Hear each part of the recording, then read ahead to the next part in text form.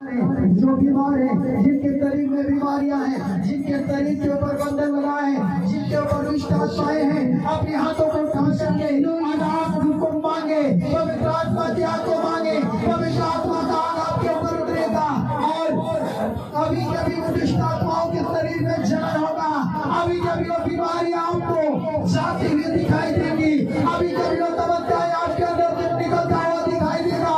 आपकी आंखों के ऊपर जो पर्दा लगा है, अभी कभी आपकी आंखों के ऊपर जो पर्दा हट रहा है, आपके कानों के ऊपर जो पर्दा हट रहा है, आपकी आंखों के ऊपर जो पर्दा हट रहा है, आपके भीतर के ऊपर जो पर्दा हट रहा है, आपके शरीर के ऊपर जो पर्दा हट रहा है, और अंधकार की शक्ति आपके जीवन से बाहर जा रही है, और शैतानी शक्ति आपके जीवन से बाहर जा रही है, और आज आप आजाद होने वाले हैं।